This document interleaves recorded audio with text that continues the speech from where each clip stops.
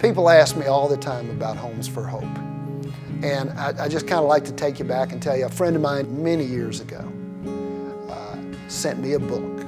He said, Steve, I'm going to send you a book. It's called Halftime. And the book is about when you've certainly reached a certain point in your career, or halfway through your career, you start thinking about giving back. And I just happened to read it when I was on a trip to Africa, in the poorest country, 25 years of civil war in Mozambique.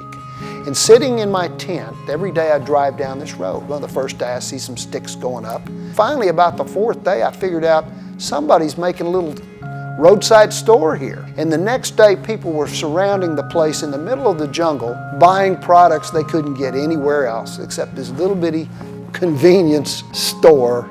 So about 2 years later, Jeff Rutt and Perry Bigelow asked me to come in here, have breakfast with them and talk about Homes for Hope. Homes for Hope is a fabulous charity organization. What they do just really changes lives in a lot of ways. Going all the way back to my dad shared a story about a time in Mozambique. I happened to be with them, and we're driving down the dirt road, people asking for handouts.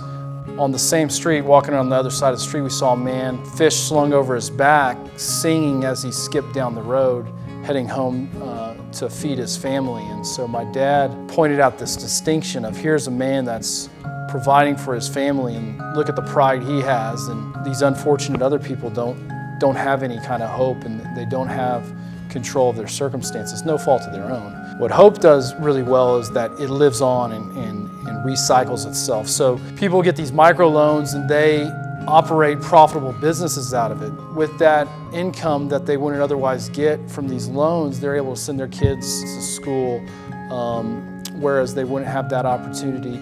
They become leaders in their community as small business owners. Relative to the United States, much smaller businesses, but still leaders in their communities. Those values of hard work, self-determination, and making something better for their children than they were given the opportunity. And that money then gets paid back, and so it carries on. And so they break that cycle of dependency and provide a real independence for their clients in these poor countries. And it's just fabulous work. I had the opportunity to visit a Hope group, and the sense of self-pride, and you don't get any impression that they feel like they're receiving charity, because they're not. They're operating businesses. Hope's filling this void of capital availability so that they can run those businesses and provide for their family where they otherwise weren't able to. Now, our company has built houses in the past for charity, and we help one family, and that's good.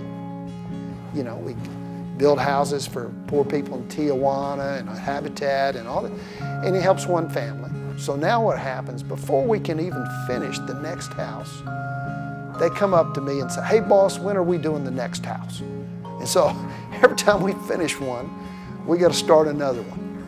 And for me, that's having that camaraderie and spirit with my trade partners, especially right now when I need them and they need me. It's just, in the best of times are good. That just goes above and beyond any other relationship you have. The Spirit of God, Spirit of giving back, the Spirit of charity, the Spirit of love.